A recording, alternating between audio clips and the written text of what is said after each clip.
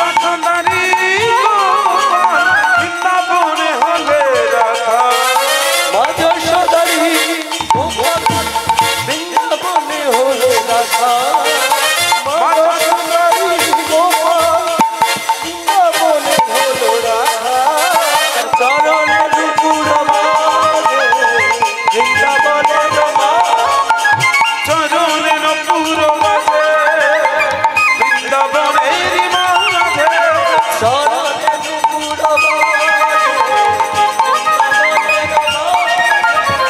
চরণে নপুর মাঝে বৃন্দাবনের মাঝে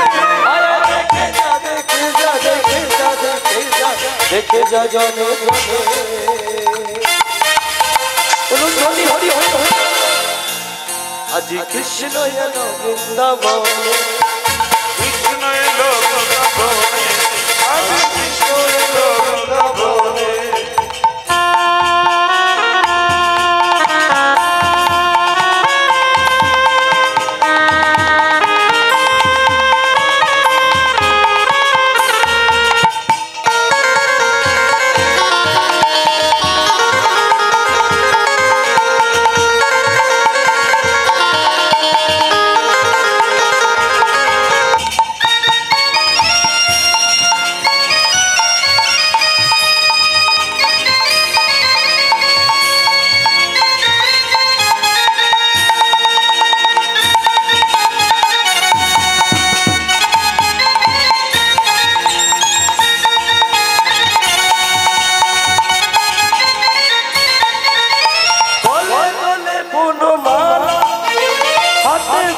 তারবালা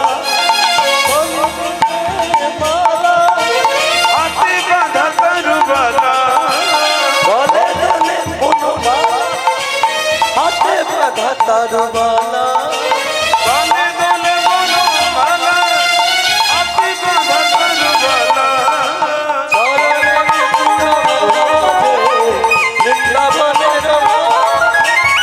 চরণে নপুর মাঝে বৃন্দাবনের মাঝে দেখে যা জন জনে কৃষ্ণ এলো বৃন্দাবন কৃষ্ণ এলো বৃন্দাবনে আজ কৃষ্ণ এলো তাই কৃষ্ণ এলো বৃন্দাবনে আজ কৃষ্ণ এলো বৃন্দাবনে আজ কৃষ্ণ এলো বৃন্দাবনে। তো বাবা আজকে এই পুণ্যক্ষেত্রে পুণ্যতিথিতে আজকের দিনটি আমরা আস্বাদন করব। আস্বাদনের বিষয়বস্তু হলো ভক্ত বৃন্দাবন দাসের গুরুর ভক্তি। বাবা হরিনাম কৃষ্ণ নাম আমরা শ্রবণ করব কেন? লাভটা কি, প্রয়োজনটা কি? গুরু দীক্ষার প্রয়োজনটা আছে কেন? কারা কারা গুরু দীক্ষা নিয়েছেন দেখি একটিবার। এই গুরুদেবকে কেমন করে সেবা দিতে হয়, ভক্তি করতে হয়, শ্রদ্ধা করতে হয়। বাবা বড় দুঃখ লাগে, আমরা কলিকালের মানুষ তো, আমাদের অন্তর থেকে এই ভক্তি আর শ্রদ্ধা নামক বস্তুটা আস্তে আস্তে আমাদের ছেড়ে চলে যাবে। সন্তান বাবা মাকে শ্রদ্ধা ভক্তি করে না, শিষ্য গুরুদেবকে শ্রদ্ধা ভক্তি করে না। আজকে আমরা এই ভক্তি শ্রদ্ধা সম্পর্কে জানি। আর এই ভক্তি শ্রদ্ধা হৃদয়ে অর্জন করতে গেলে সবচাইতে আগে যেটা প্রয়োজন সেটা হলো বিশ্বাস। কারণ বিশ্বাসে মিলায় বস্তু তর্কে বহু। কতটা বিশ্বাস হৃদয়ে থাকলে ভগবানকে পাওয়া যায় তার আজ আমরা ভালো করে লক্ষ্য করতে পারবো। আজ আপনারা আস্বাদন করতে পারবেন। এই যে ভক্তি যার কৃষ্ণ তার সর্বশাস্ত্রে কয়, ভক্তি না থাকিলে কৃষ্ণ দেখিবে আমি কিভাবে। তাই এই যে বললাম ভক্ত বৃন্দাবন দাস তার গুরু ভক্তি। তাহলে এই ভক্ত বৃন্দাবন দাস থাকতো কোথায়, মানে তার আদি নিবাসটা কোথায় সেটাকে জানতে হবে।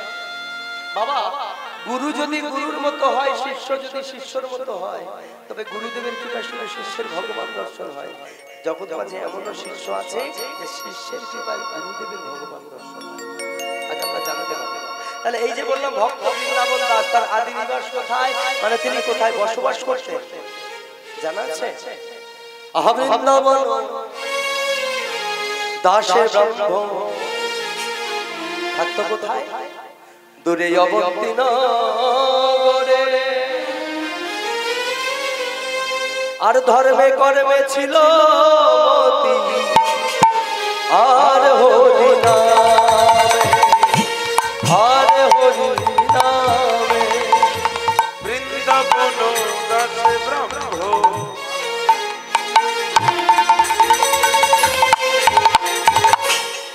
থাকতো অবন্তী নগরে।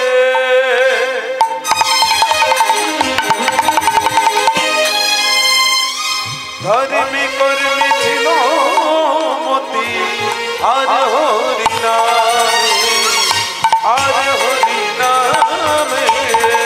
বৃন্দাবন দাসে ব্রহ্ম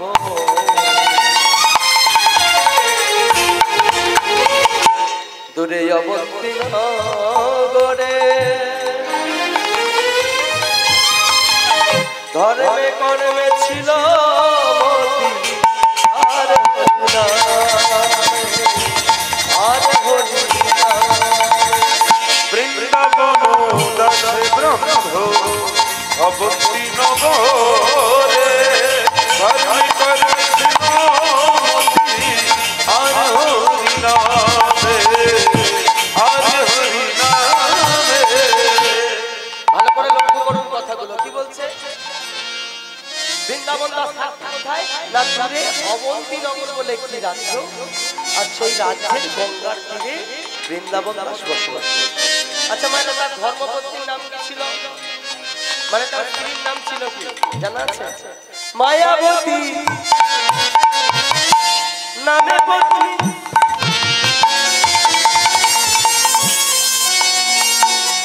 অতি গুণবতী মায়াবতী নামে পত্নী।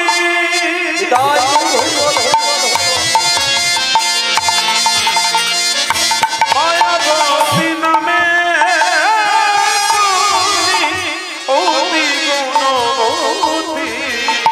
দোহিলে নারায়ণ করল ভগবতী।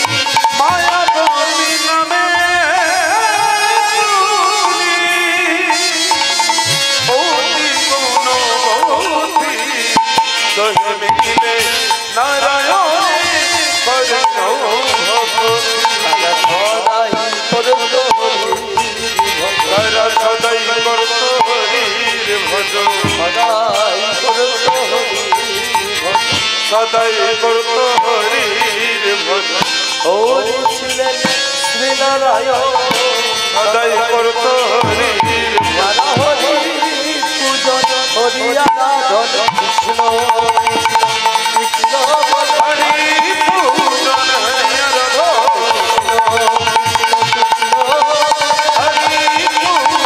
হরি আরাধন, কৃষ্ণ হরি পূজন হরি আরাধন। কৃষ্ণ কৃষ্ণ কৃষ্ণ বলে হরি পূজন হরি আরাধন। সদাই করত হরির ভজ, সদাই করত হরির ভজ। তাহলে বৃন্দাবন দাস আর মায়াবতী দেবী। বৃন্দাবন দাস নিত্য মাধুকরী করে নিয়ে এসে রাধা মাধবের সেবা দিতেন। আর মায়াবতী দেবী কাকে করে কলসি নিয়ে গঙ্গা ঘাট থেকে জল নিয়ে এসে রাধা মাধবের সেবা দিতেন। রাধা মাধবের সেবা দিতেন।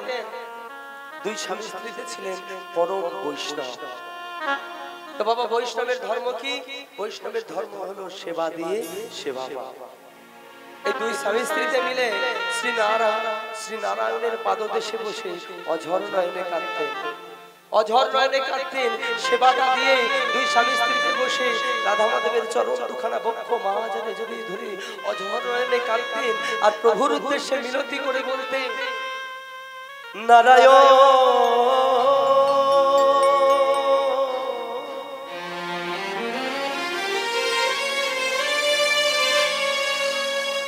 হে নারায়ণ,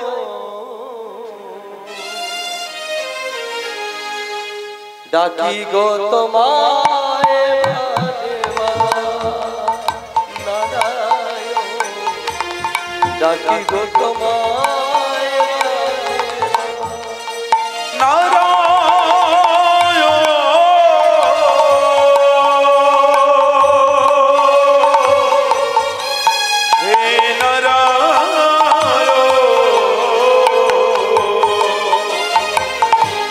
ডাকি গো তোমায় পাইবা ও কন্যা জয় ডাকি গো তোমায় পাইবা সারাটি জনম ধরে রেখো মোরে শ্রীচরণে এ মিনতি রাখো রাঙা ও নারায়ণ এ মিনতি রাখো রাঙা সারাটি জীবন ধরে রেখো প্রভু শ্রী চরণে এই মিনতি রাখি রাপায়ে নারায়ণ এই মিনতি রাখি রাপায়ে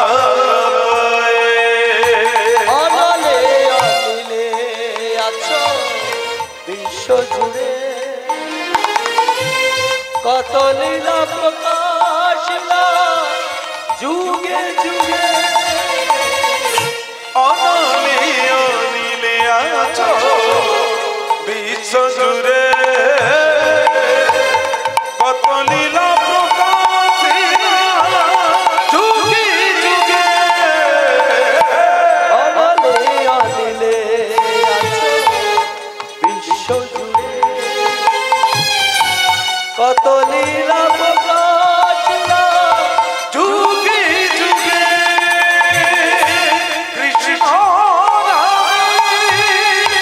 উদ্ধারিতে জীবে কৃষ্ণ উদ্ধারিতে তোমারি করুণা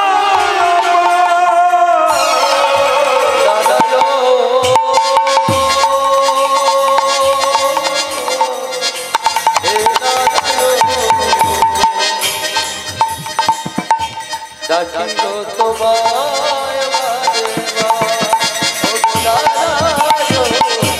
ডাকিলো তোমায়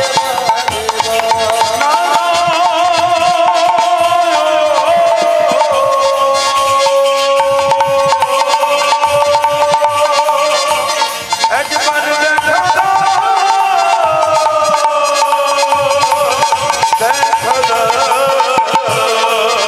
আমি ডাকি গো তোমায় পাইবা ডাকি গো তোমায় পাইবা। তাহলে বাবা লক্ষ্য করুন তাদের হৃদয়ে ভক্তি কতটা আছে। তাদের হৃদয়ে আগে ভক্তির জন্ম হয়নি, জন্ম হয়েছে আগে বিশ্বাসের। তাহলে আমি প্রথমেই বললাম না যে ভক্তি যার কৃষ্ণ তার সর্বশাস্ত্রে কয়, ভক্তি না থাকিলে কৃষ্ণ দেখিলে কি বা হয়। আর এটা যদি জানতে হয় চলুন আমরা কিছুক্ষণের জন্য ঘুরে আসি মহাভারতের একটি অধ্যায় থেকে। পঞ্চপাণ্ডব আমরা সকলেই জানি না, যুধিষ্ঠির, ভীম, অর্জুন, নকুল, সহদেব আর তাদের মাতা মাতা কুন্তী দেবী।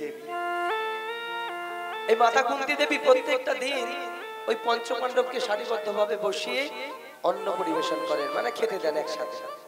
আজও দিচ্ছে তো খেতে দিতে দিতে দিতে দিতে দিতে দিতে যেমনই ভীমের কাছে এসে মা আমার খাবারটা পরিবেশন করতে যাবেন, সঙ্গে সঙ্গে ভীম কি করেছে, মায়ের হাতটা খপ করে ধরে ফেলেছে।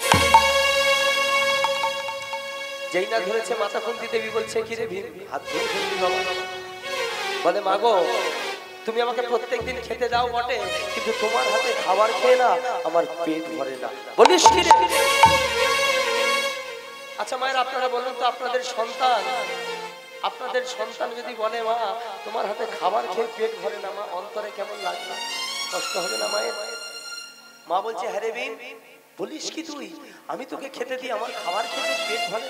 বলে, না মা, আজ তুমি আমাকে খেতে দাও, আমি খেতে থাকি, আর এই খেতে খেতে খেতে খেতে খেতে খেতে যখন আমার এই উদর নারায়ণ পরিপূর্ণ হয়ে যাবে, পেটটা ভর্তি হয়ে যাবে, পেট ভরে গেলে তখন যদি খাবার অবশিষ্ট থাকে তারপরে তুমি আমার ভাই দিয়ে দিও, তার আগে দিও। যেই না বলেছে মা রেগে অগ্নিশরণ না, দিনে দিনে বড় হচ্ছিস আর এই তোর বিচার বোধ, এই বুদ্ধি হচ্ছে তো।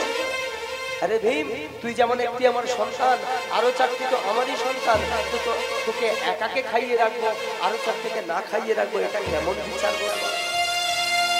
ভীম রে, জীবনে তুই শুধু খেতেই শিখবি,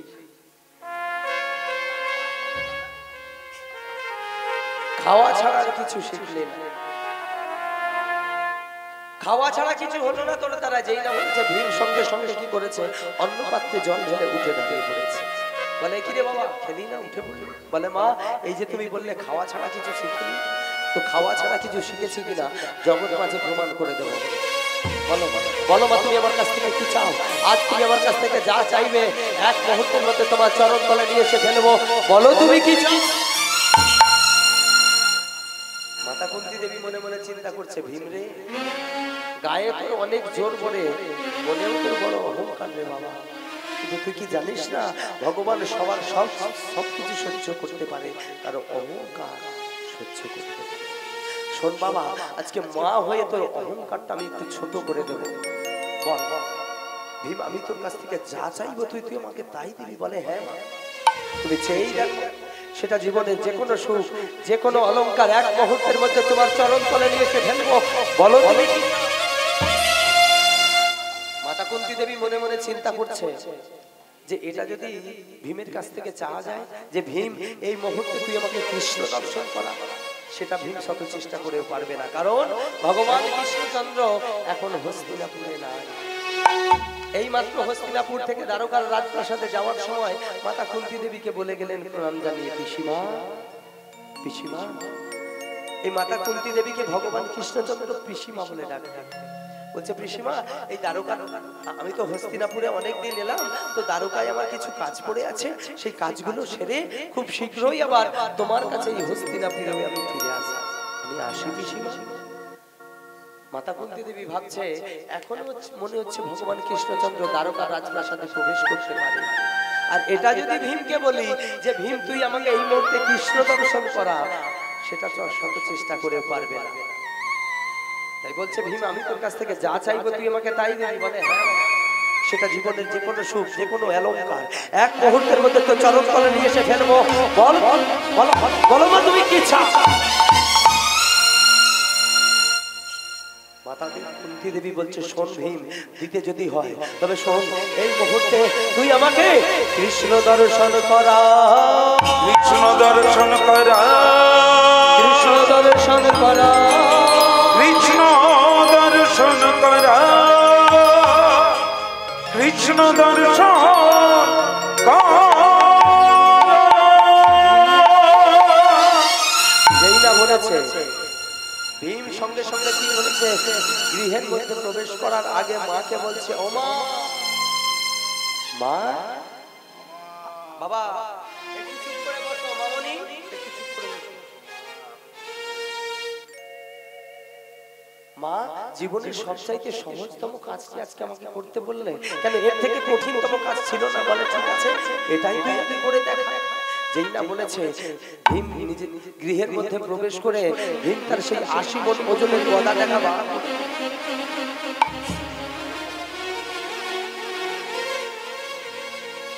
80 মণ ওজনের গদা থেকে বের করে নিয়ে এসে আঙিনায় দাঁড়িয়ে সেটা ঘোরাতে শুরু করেছে।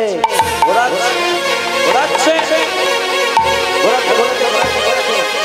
ছুড়ে দিয়েছে উপরে। আর যখন এই 80 মণ ওজনের গদাটা উপর থেকে নিচের দিকে পতিত হচ্ছে, সেই পতিত গদার নিচে ভীম তার মাথাটাকে রেখে চিৎকার করে ডেকে বলে উঠলে, বন্ধু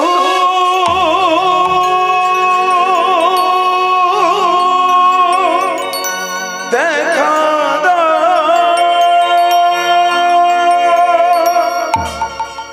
ভগবান কৃষ্ণচন্দ্র সবে কিনা দ্বারকার রাজপ্রাসাদে প্রবেশ করতে যাবে। আস্তে বাবা, আমরা এই তো গুটি কয়েক মানুষ, তাও যদি আপনারা নিজেদের মধ্যে এইভাবে বলা কওয়া করেন, তাহলে আমি কোথায় যাবো? তাহলে আমাকে কি করতে হবে? চোখ দুটো বন্ধ করে নিতে হবে, যে কোনো কাপড় দিয়ে বেঁধে নিতে হবে, আমাকে আমার মতো দিয়েছিল। দ্বারকা রাজপ্রাসাদের সবাই কিনা প্রবেশ করতে যাবেন, ভগবান কৃষ্ণচন্দ্র পাটা তুলে থমকে দাঁড়িয়ে বললেন, সত্যভামা রুক্মিণী সোনার পাত্রে করে জল নিয়ে এসেছেন প্রভুর চরণ ধৌত করার জন্য। প্রভুকে এইভাবে দাঁড়িয়ে পড়তে দেখে সত্যভামা রুক্মিণী বলছে, কি প্রভু এইভাবে দাঁড়িয়ে পড়লে যে প্রাসাদে প্রবেশ করার করবে? বলে, ওগো আর মনে হচ্ছে আমার দ্বারকা রাজপ্রাসাদে প্রবেশ করা হবে না, এখনই আমাকে হস্তিনাপুরে আবার ফিরে যেতে হবে। এ কি প্রভু, এই মাত্র হস্তিনাপুর থেকে দ্বারকা রাজপ্রাসাদে এলেন, এখনো পর্যন্ত প্রাসাদে প্রবেশ করলেন না, আবার হস্তিনাপুরে কি? বলে, ওগো তোমরা শুনতে পাচ্ছ? ভালো করে কান পেতে শোনো, তাহলে শুনতে পারবে। মধ্যম পাণ্ডব ভীম তার নিজের হাতে বিপদের সৃষ্টি করে আমার শরণাপন্ন হয়েছে। ওগো কোন জীব যদি বিপদে পড়ে আমার শরণাপন্ন হয়, তবে আমি কি সেখানে না গিয়ে থাকতে পারি? আমাকে সেখানে যেতেই হবে। এই বলে ভগবান কৃষ্ণচন্দ্র দ্বারকার রাজপ্রাসাদ ছেড়ে হস্তিনাপুরে ছুটে চললেন। ছুটতে ছুটতে চলেছেন আর চিৎকার করে ভীমকে ডেকে বলছেন, দাঁড়াও ভীম, দাঁড়াও। ছুটতে ছুটতে হস্তিনাপুরে এসে ভীমের মাথার উপরে পতিত গদাতে হাত দিয়ে ধরে বলছেন, দাঁড়াও ভীম, তুমি মরো না ভীম, তুমি মরো না। তুমি যদি এইভাবে মারা যাও তবে দুর্যোধনের দুর্ভাগ্য করবে কে? তুমি যদি এইভাবে চলে যাও দুঃশাসনের বক্ষ চুরে রুধির পান করবে কে? আমি ধর্মরাজ্য স্থাপন করবো কি দিয়ে? তুমি তুমি মরো না ভীম। সঙ্গে সঙ্গে ভীম আমার মায়ের কাছে দাঁড়িয়ে বলছে, মা একটিবার ভালো করে লক্ষ্য করে দেখো তো, আজ তোমার চোখের সামনে সাক্ষাৎ ভগবানের দর্শন করাতে পেরেছি কি? সঙ্গে সঙ্গে ভীমের হাত দুটি মা ধরে বলছে, ভীম রে, আজ মা হয়ে যদি তোর চরণ দুখানা জড়িয়ে ধরি তাহলে তোর তো বড় অকল্যাণ হবে বাবা। তাই তোর হাত দুটি ধরে ধরছি ভীম। জীবনে ভেবেছিলাম খাওয়া ছাড়া অন্য কিছু শিখিনি, কিন্তু সবচাইতে জীবনের সবচাইতে সত্য যে জিনিসটা সেটা তুই শিখে রেখেছিস ভীম, যার নাম হলো প্রেম, যার নাম হলো ভক্তি, যার নাম হলো বিশ্বাস। তাই ভক্তি যার কৃষ্ণ তার সর্বশাস্ত্রে হয়, ভক্তি না থাকিলে কৃষ্ণ দেখিয়ে দেখিবা হয়। আর বৃন্দাবন দাস আর মায়াবতী দেবী এইভাবে রাধা মাধবের সেবা দিতেন। দেখতে দেখতে তাদের বয়স 40টা বছর পার হয়ে গেছে, এখনো গুরু দীক্ষা নেয় নাই, গুরু দীক্ষা হয়নি। তাই বৃন্দাবন দাস মনে মনে চিন্তা করলেন যে এইবার গুরু দীক্ষাটা নিতে হবে। বলে, কি করা যায়? বলে, মায়াবতীকে ডেকে বলছে, ও গিন্নি শোনো শোনো শোনো, বলে দেখো দেখতে দেখতে বয়স তোমাদের অনেক হয়েছে, এইবার আমি মনস্থির করেছি যে এইবার গুরু দীক্ষাটা নিয়ে। বলে, ও স্বামী শোনো, ওসব দীক্ষা টিক্ষা আমার দ্বারা হবে না। বলে, কেন? বলে, ও স্বামী আমি তোমার কে? বলে, অর্ধাঙ্গিনী। হ্যাঁ গো, অর্ধাঙ্গিনী মানে কি? অর্ধেক অর্ধেক মানে মানে সেটা কেমন? মানে আমার বিষয় আশয় ধন দৌলত সম্পত্তি টাকা পয়সা পাপ পুণ্য সব। ও বাবা, হ্যাঁ সেই কথা। বলে, ওটা দেওয়া যাবে না, ও যে যার যে যার সেটা সেটা। বলে, ও তুমি এখন দীক্ষা নিতে চাইছো না, যখন বয়স হয়ে যাবে দাঁতগুলো পড়ে যাবে ভালো মন্দ খেতে পারবে না তখন নিতে চাইবে, তো যা হওয়ার হবে। বৃন্দাবন দাস বলছে, দীক্ষা যখন আমি নেব বলেছি, গুরু দীক্ষা আমি নেব নেব নেব। বাবা দেখবেন কোনো ভালো কাজ করতে গেলে মনে মনে একটা প্রতিজ্ঞা করতে হয় যে এই কাজটা আমি করবই করব। বৃন্দাবন দাস প্রতিজ্ঞা করলেন কি, আগামী কাল প্রভাতে ঘুম থেকে উঠে আমি যার মুখ দর্শন করব তার কাছ থেকেই নেবই আমি গুরু দীক্ষা।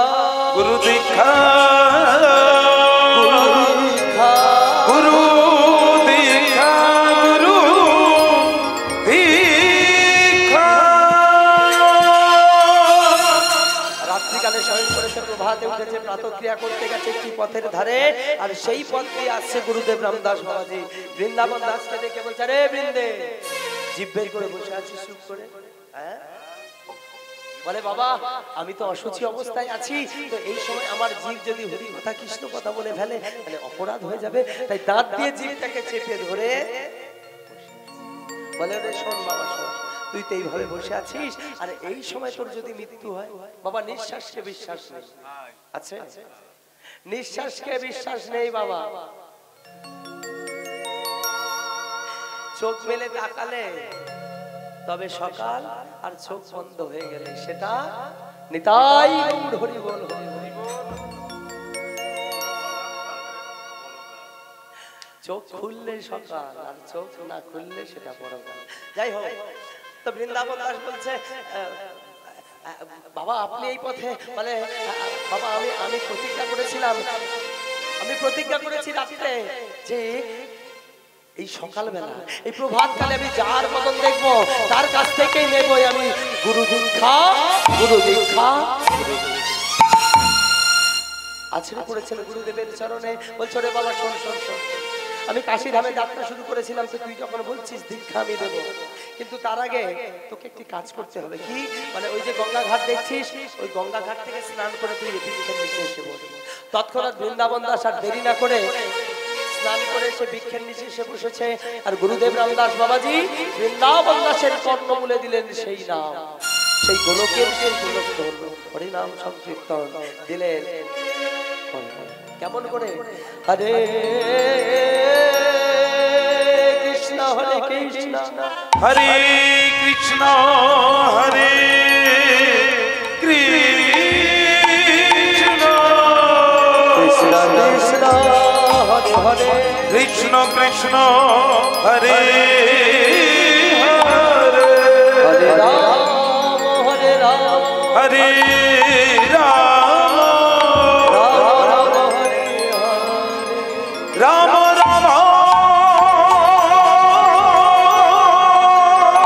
হরে হরে রাম রাম হরে হরে। বৃন্দাবন দাসের কর্ণমূলে দিলেন সেই 16 নাম 32 অক্ষর। দেওয়ার পর গুরুদেবের চরণে প্রণাম জানালেন, আর গুরুদেব চলে গেলেন কাশীধামের আশ্রমে, আর বৃন্দাবন দাস সংসারে ফিরে এলেন। কতদিন ভজন করলেন এই গুরু দেয়া নাম? 1 বছর কাল। 1 বছর কাল ধরে ভজন করার পর কি হলো? অন্তরটা শুদ্ধি হয়ে গেল, দেহটা পবিত্র হয়ে গেল, মনটা পবিত্র হয়ে গেল। এই দেহ মন প্রাণ যদি আপনার পবিত্র হয়ে যায়, আপনি তো কখনোই সংসারে থাকতে পারবেন না। তাই বৃন্দাবন দাস সংসারের মায়া কাটিয়ে বৃন্দাবন দাস এবার ছুটে চলেছেন সুদূর বৃন্দাবনের দিকে। তাই চলে কিছুক্ষণের জন্য ঘুরে আসা হবে আমরা সকলে, যা হবে কি সকলে বাহু তুলুন দেখি, মুখে কৃষ্ণ বলে দুটি বাহু তুলে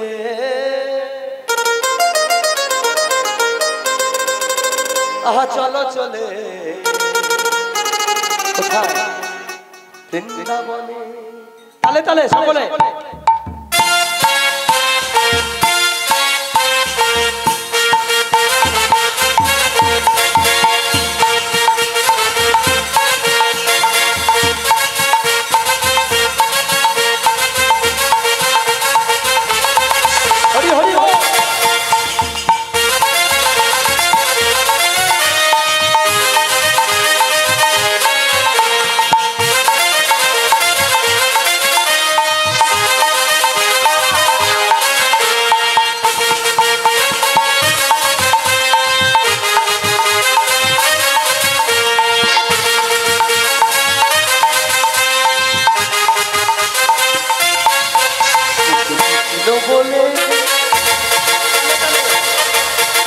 দুটি বাহু তুলে চলো চলে বৃন্দাবনে। কৃষ্ণ বলে বাহু তুলে চলো চলে বৃন্দাবনে। কৃষ্ণ বলে বাহু তুলে চলো চলে বৃন্দাবনে। কৃষ্ণ বলে বাহু তুলে চলো চলে বৃন্দাবনে। হরি হরি হরি হরি।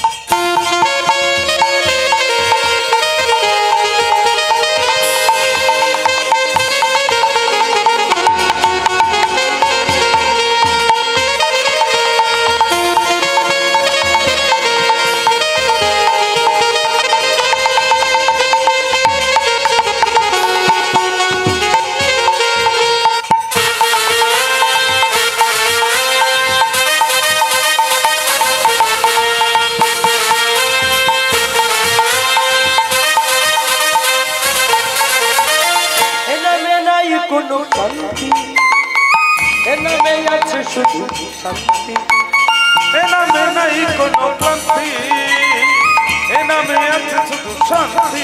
চলো চলো, এ নামে নাই কোনো শান্তি, এ নামে আছে শুধু শান্তি, এ নামে নাই কোনো ক্লান্তি, এ নামে আছে শুধু শান্তি। চলো রে বদন ভরে বল হরি ভাই বদন ভরে বল হরিব, বদন ভরে বল হরি ভাই বদন ভরে বল হরিব। বলো না কৃষ্ণ কৃষ্ণ না কৃষ্ণ বলে বাহু কোথায় উলুধ্বনি কই হরি কৃষ্ণ বলে বাহু তুলে চলো চলে বৃন্দাবনে।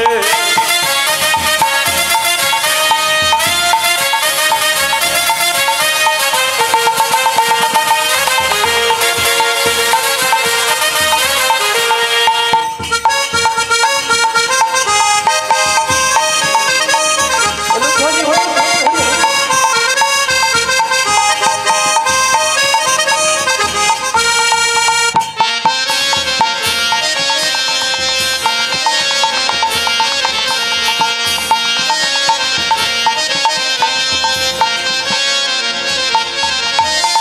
এ নামে নাই কোনো দুঃখ, এ নামে আছে শুধু সুখ, এ নামে নাই কোনো দুঃখ, এ নামে আছে শুধু সুখ।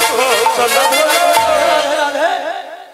আচ্ছা মায়েরা, এই যে এখানে এসে বসে আছেন, কারো অনুমতি নিয়ে আসতে হয়েছে? হরিবাসরে আসতে গেলে কারো অনুমতি লাগে না? লাগবে?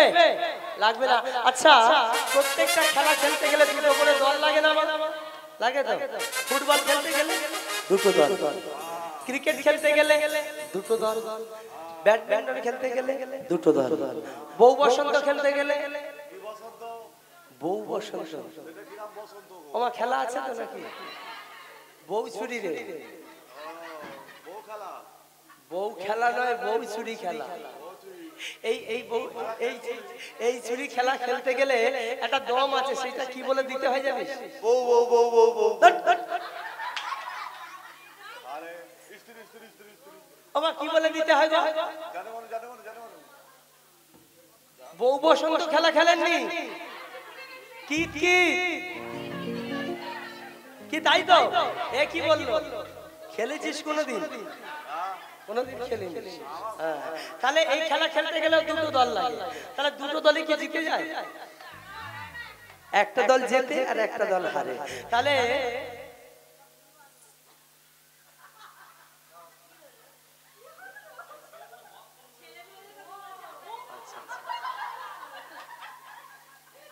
তাহলে দুটো দল জেতে না, দুটো দল হারে না। তাহলে যারা জিতে যায় তারা কি করে?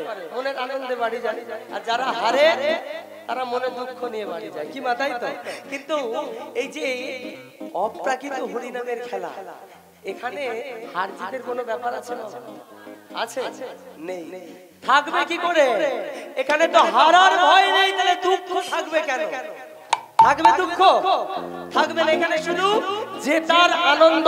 নিতাই গৌর হরি হরি বল। তাই পদকর্তা বলছেন, এ নামে নাই কোনো দুঃখ, এ নামে আছে শুধু সুখ, এ নামে নাই কোনো দুঃখ, এ নামে আছে শুধু সুখ। এ নামে নাই কোনো দুঃখ, এ নামে আছে শুধু সুখ, এ নামে নাই কোনো দুঃখ, এ নামে আছে শুধু সুখ। তাই বদন ভরে বল হরি বল, বদন ভরে বল হরিব, বদন ভরে বল হরি বল। বদন ভরে বলো না কৃষ্ণ কৃষ্ণ না, সকলে কৃষ্ণ বলে বাহু তুলে চলো চলে বৃন্দাবন। কৃষ্ণ বলে বাহু তুলে চলো চলে বৃন্দাবনে। জয় জয় রাধে শ্যাম, জয় জয় রাধে শ্যাম, জয় জয় রাধে শ্যাম, জয় জয় রাধে শ্যাম। জয় রাধে শ্যাম, জয় রাধে শ্যাম, রাধে শ্যাম।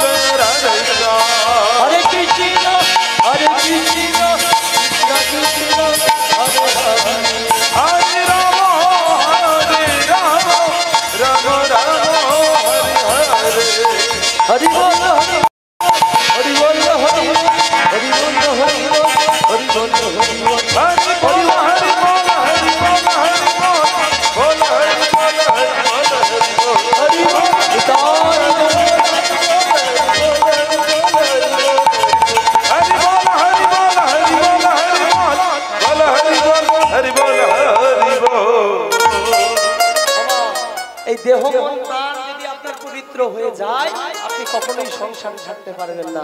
তাই বৃন্দাবন দাস সংসারের মায়া কাটিয়ে এইবারে চলেছেন কোথায় না সুদূর বৃন্দাবনের দিকে।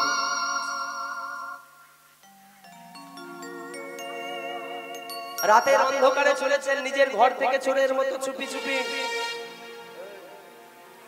নিজের ঘর থেকে চোরের মতো চুপি চুপি চলেছে। চৌকাঠটা ডিঙিয়েছে, দরজাটা খুলে চৌকাঠটা ডিঙিয়ে যেই না পাটা বাড়িয়েছে পিছন, আবার দরজাটা খুলেছে, চারিদিক অন্ধকার, চৌকাঠটা ডিঙিয়ে যেই না পাটা বাড়িয়েছে পিছনে তাকিয়ে দেখে মায়াবতী। কি মায়া তুমি দেখে ফেলেছো? বলে পাবো না। এই রাতের অন্ধকারে নিজের ঘর থেকে চোরের মতো চুপি চুপি কোথায় চলেছে? বলে স্বামী আমার যে এবারে কৃষ্ণ দর্শন হবে, বৃন্দাবন দর্শন হবে। বলে তাহলে আমার কি হবে? তোমার যদি কৃষ্ণ দর্শন হয়, বৃন্দাবন দর্শন হয়, তাহলে আমার কি হবে? যে জমিটুকু ছিল সবার অতীত হয়ে গেছে, গরু বাছুরগুলো না খেতে পেয়ে চলে গেছে, আজ বাড়িতে এক কোষ্ঠী চাল নেই, আজ আমি তোমাকে দুমুঠো ফুটিয়ে দেব, ভিক্ষা করা পর্যন্ত বন্ধ করে দিয়েছ। বলো স্বামী এই জন্য কি আমার বাবা তোমার হাতে আমাকে তুলে দিয়েছিল? শোনো, ভগবান ভগবান করলে পেট ভরবে না, সংসার করেছো, সংসারের কর্তব্য তোমাকে পালন করতে হবে। আজ তুমি আমাকে ছেড়ে চলে যাচ্ছ বৃন্দাবনের পথে, কিন্তু একটিবারের জন্য তুমি ভেবে দেখেছো স্বামী, যেদিন তুমি থাকবে না আমি থাকবো না, যেদিন আমরা এই মায়ার সংসার পরিত্যাগ করে পরলোকে চলে যাব, আমাদের মতো করে রাধা মাধবের সেবা দেবে। যেও না স্বামী, আমাকে ছেড়ে ভাবে যেও না স্বামী গো। আজ পর্যন্ত তোমার কাছে আমি কোনোদিন কোনো কিছু হাত পেতে চাইনি, যাই দিয়েছো সেটাই সাধ্যমতো আমি গ্রহণ করেছি। তবে আজ যদি আমি তোমার কাছে কিছু চাই, তুমি কথা দাও ফিরিয়ে দেবে স্বামী, অন্য কিছু নয়, আমাকে একটি রক্ত মাংসের সন্তান দিতে পারো। বলো না স্বামী, বাবা একেই বলে সংসারের টান। মনটা যদি পবিত্র হয়ে যায়, দেহটা যদি পবিত্র হয়ে যায়, আপনি কখনোই সংসারে থাকতে পারবেন না। তাই বৃন্দাবন দাস সংসারের জ্বালা সহ্য করতে না পেরে কাছেই ছিল গঙ্গা ঘাট, আত্মহত্যা করার জন্য ছুটে চলেছে। রাতের অন্ধকারে ছুটতে ছুটতে গিয়ে নদীর তীরে গিয়ে দেখছে নদীতে স্রোত চলছে, বান ডেকেছে, ওই গানের জলের মধ্যে বৃন্দাবন ভাসতে ভাসতে চলেছে, নদীর জলে ভাসতে ভাসতে চলেছে। একবার করে ভাসছে, একবার করে ডুবছে, একবার করে ভাসছে, একবার করে ডুবছে, একবার করে ভাসছে, আর গুরুদেবকে চিৎকার করে ডেকে গুরুদেব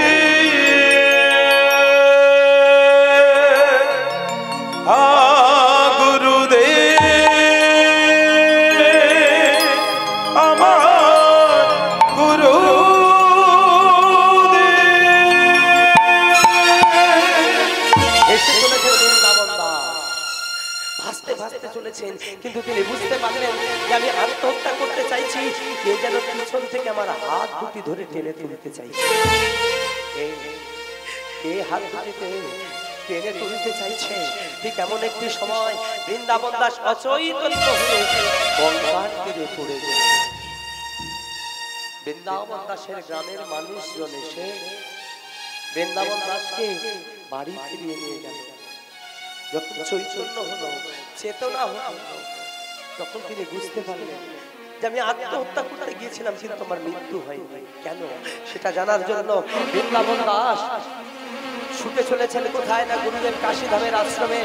ছুটতে ছুটতে চলেছেন, বনে জঙ্গলের মধ্যে দিয়ে ছুটতে ছুটতে চলেছে। কত কাঁটার আছড়ে সারা শরীরটা ক্ষত বিক্ষত হয়ে গেছে, অঝরে রক্ত ঝরছে।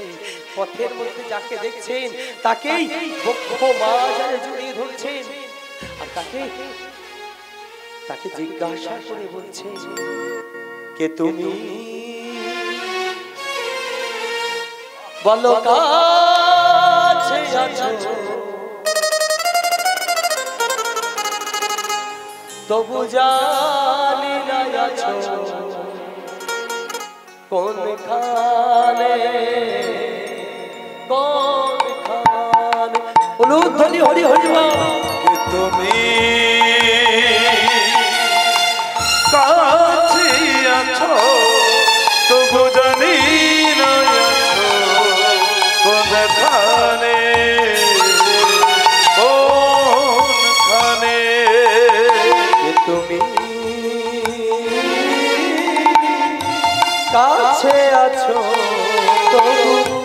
জানি না আছো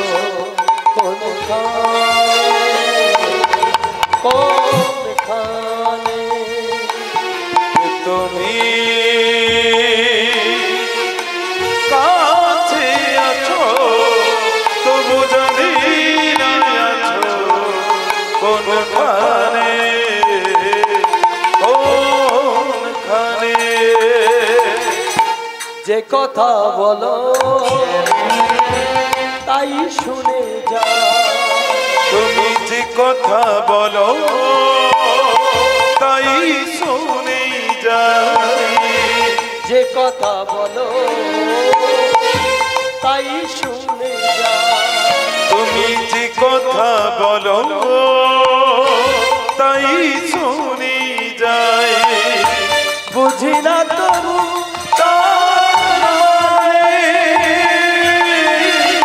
বুঝি না কেন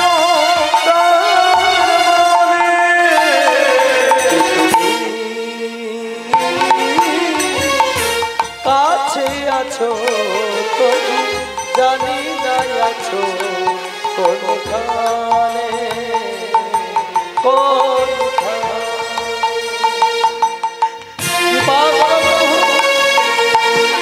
তোমার এই অধম সন্তানকে তুমি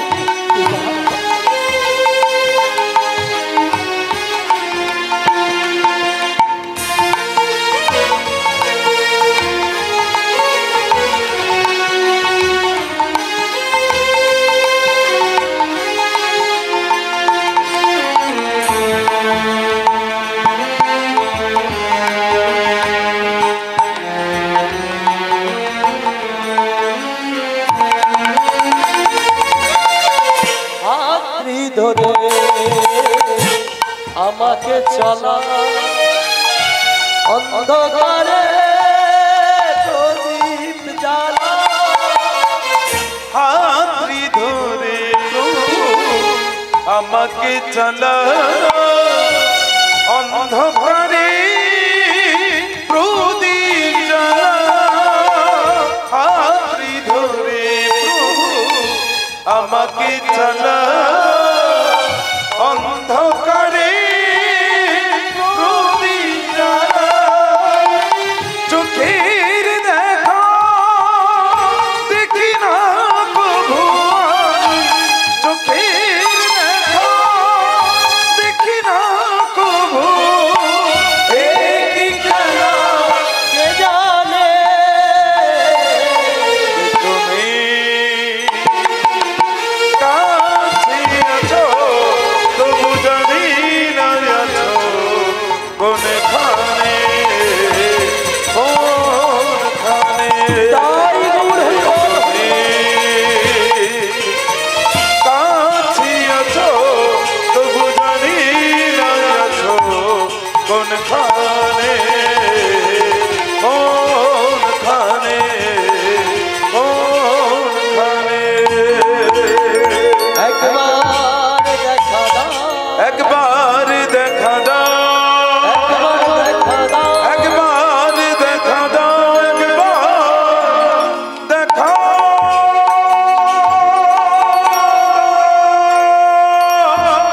ছুটতে ছুটতে কাশীধামের আশ্রমে এসে যেই না আশ্রমের মধ্যে প্রবেশ করতে যাবেন আশ্রমের মানুষজনেরা বলছে এই যে কোথায় যাচ্ছেন আমাকে বলছেন হ্যাঁ হ্যাঁ তোমাকে বলছি কোথায় যাচ্ছে তুমি আমি আমার গুরুদেবের সাথে একটু দেখা করতে চাই হবে না কেন না, গুরুদেবের এখন ভীষণ জ্বর জ্বরের যন্ত্রণায় গুরুদেব ছটফট করছে কারোর সাথে দেখা হবে না।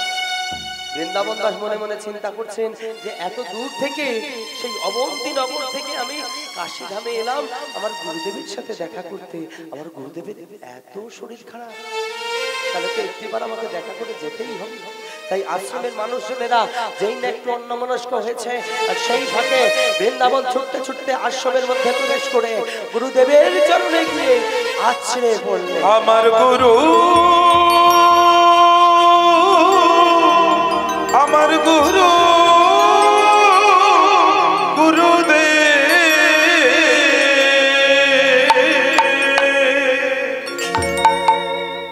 কেলি রে কেলি আমার বৃন্দাবন আরে বাবা পায়ে পায়ের কাছে বসে আছিস কেন? আমার কাছে আয়। ভালো আছিস তো? হ্যাঁ গুরুদেব ভালো আছি। বাড়ির সকলে? হ্যাঁ বাবা ভালো আছে। আরে বাবা তুই আত্মহত্যা করতে গিয়েছিস কেন? চমকে উঠেছেন। বৃন্দাবন দাস মনে মনে চিন্তা করছেন যে আমি আত্মহত্যা করতে গিয়েছিলাম, সেটা আমি আমার প্রাণ গোবিন্দ ছাড়া তো কেউ জানে না। আমার গুরুদেব জানলো কেমন করে?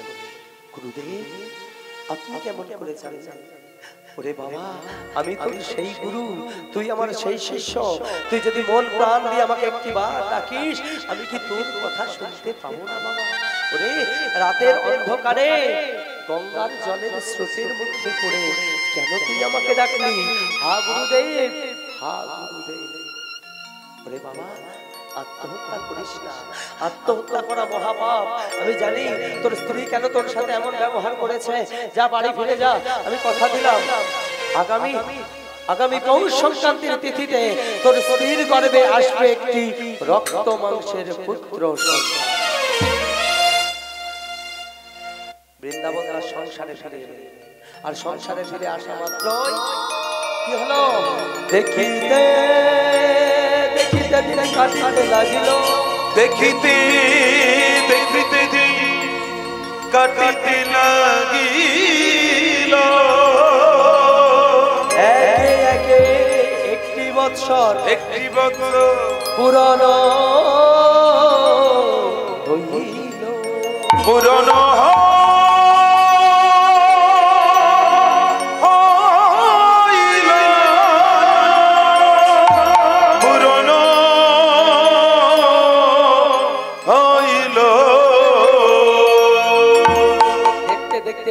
বৎসর পূর্ণ হলো। ঠিক পৌষ সংক্রান্তির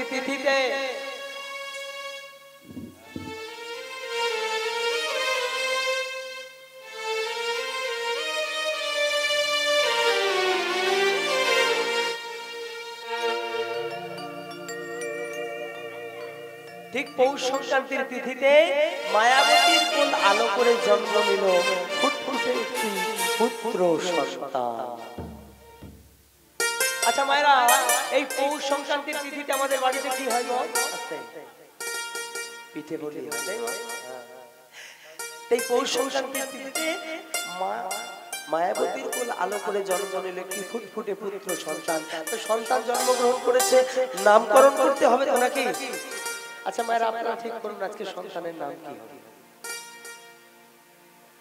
চুপ করে বসে থাকলে শুধু হবে না। এই তুই বলবি, মায়েরা তো কিছু বলছে না। বলে শোনো, বৃন্দাবন দাস আর মায়াবতী দেবী মনে মনে চিন্তা করছেন যে সন্তানের নামকরণ যদি কেউ করতে পারেন সেটা করবেন আমার গুরুদেব। সঙ্গে করে নিয়ে এসেছে বাড়িতে, বলছে গুরুদেব এই হচ্ছে আমার সন্তান, আমার সন্তানের নামকরণ করতে হবে আপনাকে। বলে হ্যাঁ বাবা, এই বুড়ো মানুষটাকে কাশিধাম থেকে টানতে টানতে তোর বাড়িতে আনলি এই জন্য? কেন তোরা দুই স্বামী স্ত্রীতে মিলে পারতিস না? বলে তা হয়তো পারতাম গুরুদেব, কিন্তু আমাদের মনে বড় বাসনা, বড় ইচ্ছা যে আপনি আমার সন্তানের নামকরণ করুন। বলে দে সন্তানটিকে দে। গুরুদেব নিজে করমণ্ডলে নিয়েছেন, নিয়ে বলছেন শোন বাবা, মন্দিরে ওটা তোর মাটির গোপাল আর এটা হলো তোর রক্ত মাংসের গোপাল। এক কাজ কর, আজ থেকে তোর ওই পুত্র সন্তানের নাম রাখলাম গোপাল। এর নাম হোক গোপাল, এর নাম হোক গোপাল, এর নাম হোক গোপাল, এর নাম হোক গোপাল। কি মারা পছন্দ হয়েছে? বলে বাহ। বলে গুরুদেব নামকরণ তো করলেন, এইবারে গোষ্ঠী বিচার করে দেখুন যে আমার সন্তানটি বড় হয়ে কি করবে। গুরুদেব গোষ্ঠী বিচার করে দেখে বলে ওরে ওরে বৃন্দাবন, বলে গুরুদেব, বলে তোর তো পরম সৌভাগ্য। বলে কেন গুরুদেব? বলে তোর সন্তানটি বড় হয়ে কি করবে জানিস? সে হবে পরম হরিভক্ত। আচ্ছা মায়েরা, হরিভক্ত মানে বড় আনন্দের কথা কি, তাই তো? কারণ কোন বংশে যদি একজন হরিভক্ত থাকে তাহলে তার 7 পিঢ়ি পর্যন্ত উদ্ধার হয়ে যায়। তাহলে সেই হরিভক্তের কাজ কি? হরিভক্ত বাবা মার জন্য কি করতে পারে? চলুন কিছুক্ষণের জন্য ঘুরে আসি সেই ভক্ত প্রহ্লাদের কাছে। নৃসিংহ অবতারে হিরণ্যকশিপুরকে যখন ভগবান হত্যা করছে, অদূরে দাঁড়িয়ে কাঁদছেন প্রহ্লাদ। ভগবান প্রহ্লাদকে জিজ্ঞাসা করল যে প্রহ্লাদ, তুমি কাঁদছো কেন? কাঁদছো কেন? তোমার বাবা তো লক্ষ লক্ষ পাপ করেছে, অন্যায় করেছে, অপরাধ করেছে। তোমার বাবা তোমাকে জ্বলন্ত আগুনের মাঝখানে ফেলে দিয়েছিল, যাতে জ্বলন্ত আগুনের মাঝখানে পড়ে তুমি মারা যাও।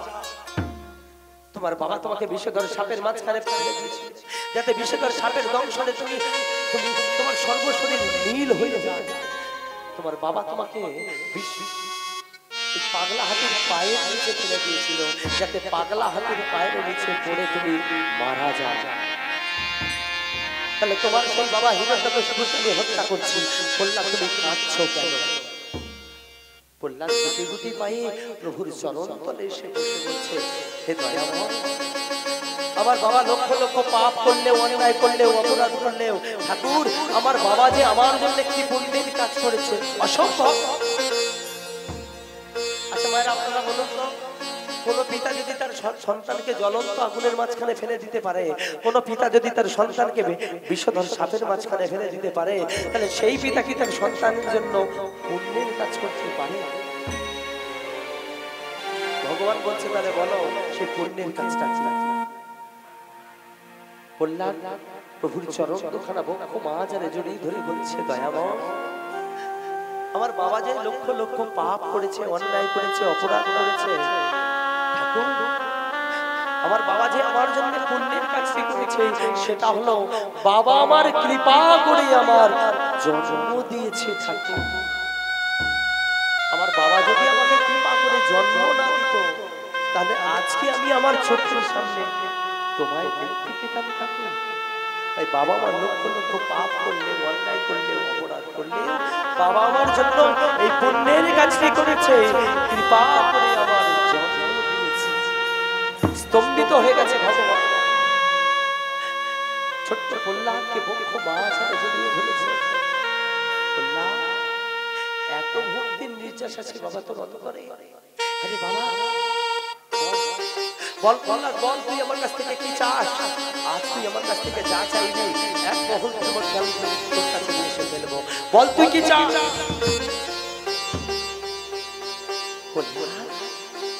তুই স্বর্গ চাস, মর্ত্য চাস, পাতাল চাস, তাই বল না কি চাস? তুই তুই দেবতাদের রাজা হতে চাস?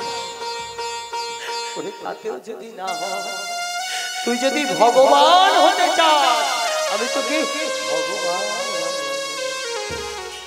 ছোট্ট বললাম প্রভুর চরণ তলে বসে বসে, দয়াময় তুমি আমাকে দিতে যদি হয় তবে এই বরদান, আমার যেন কোনোদিন কোনো কিছু তোমার চরণে চাইতে ইচ্ছাই না যায়। ঠিক আছে, আমরা বলতে পারি, আমরা প্রভুকে বলি, আমরা বলতে পারি না। ছোট্ট বললাম বলছে, প্রভু এরপরেও তুমি যদি দিতে চাও, তবে তবে তুমি আমাকে এই বর দাও। আমার বাবা যে লক্ষ লক্ষ পাপ করেছে, অন্যায় করেছে, অপরাধ করেছে, ঠাকুর আমার বাবার সকল পাপের বোঝা তুমি আমার মাথায় চাপিয়ে দাও। আর আমি যদি তোমার কাছে কোনোদিন এতটুকু পুণ্য অর্জন করে থাকি, তাহলে আমার সকল পুণ্যের ফল আমার বাবাকে। কিংবা আমরা বলতে পারি, আমরা কখনো বলি না, কারণ আমরা নিজেদের অপরাধটা কখনো নিজেরা স্বীকার করি না। আমরা যদি নিজেদের অপরাধটা নিজেরা স্বীকার করতে জানতাম, তাহলে চারিদিকে এত মারামারি, কাটাকাটি, এত সংসার ভাঙাভাঙি হতো না। কারণ আমরা নিজেদের অপরাধটা কখনো নিজেরা স্বীকার করতে জানি না। অপরাধ স্বীকার করেছিলেন একজন রাজা পরীক্ষিত। রাজা পরীক্ষিত তৃষ্ণার্ত হয়ে শ্রমিক মুনির গলায় আবেগের বশে মৃত সর্পখানা তুলে দিয়েছিলেন। পরক্ষণে এসে বলেছিলেন, হে মুনিবর, আমি যে অপরাধ করলাম, তোমার গলায় মৃত সর্প তুলে দিয়ে সেই অপরাধের জন্য যেন যোগ্য শাস্তি আমার হয়। আজকে যে ছোট্ট গোপাল বাবা হরিভক্ত যদি কোনো সন্তান গৃহে থাকে, তার 7 পিঢ়ি পর্যন্ত উদ্ধার হয়ে যায়। আজকে ছোট্ট গোপাল হয়েছে হরিভক্ত, আর একটু পরেই জানতে পারবেন যে এই ছোট্ট গোপাল তার বাবা মার জন্য কি করেছিলেন, তার গুরু দাদুর জন্য সে কি করেছিলেন। আজকে ছোট্ট গোপাল কি করেছে, ধীরে ধীরে শিশু কলার ন্যায় বাড়ছে, ধীরে ধীরে শিশু কলার ন্যায় বাড়ছে। আজ দেখতে দেখতে আজকে গোপালের বয়স 5 বছর। এই 5 বছরের গোপাল কি করছে জানেন? বনে জঙ্গলে রাখাল বালকদের নিয়ে ঘুরে বেড়ায়, খেলে বেড়ায়। নদীর তীরে গিয়ে মাটি দিয়ে ভগবানের মূর্তি তৈরি করে বন থেকে কোনো ফুল তুলে নিয়ে সে মালা, সেই মালা ভগবানের গলায় দেয়। এদিকে মা আমার গোপালকে ডেকে বলে, আরে গোপাল, হে গোপাল, তুই এইভাবে বনে জঙ্গলে শুধু ঘুরে বেড়াচ্ছিস, আরে লেখাপড়া করতে হবে।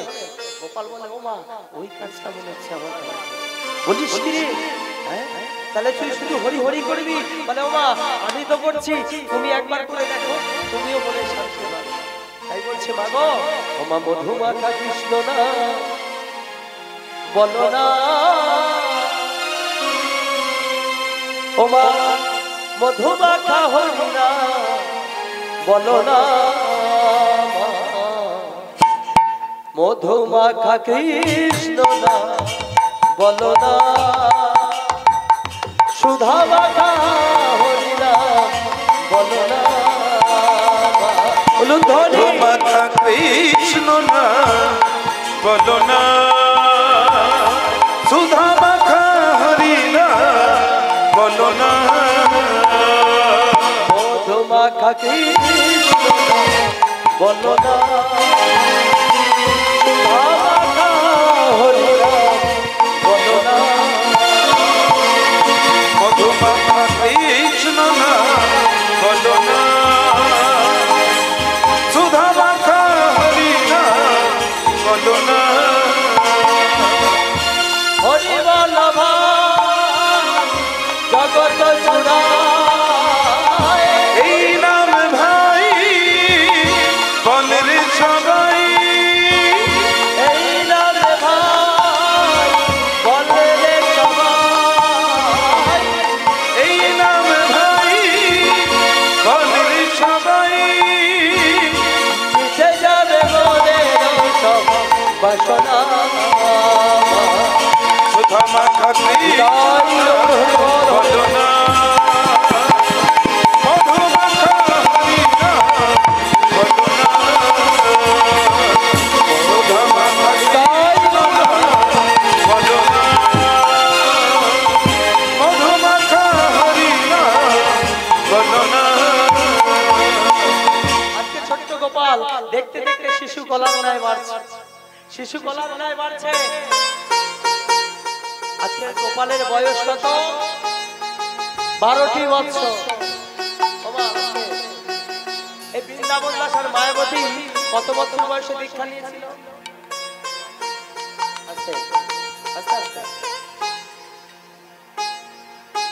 কি মনে আছে? মনে আছে? 40 বছর বয়স।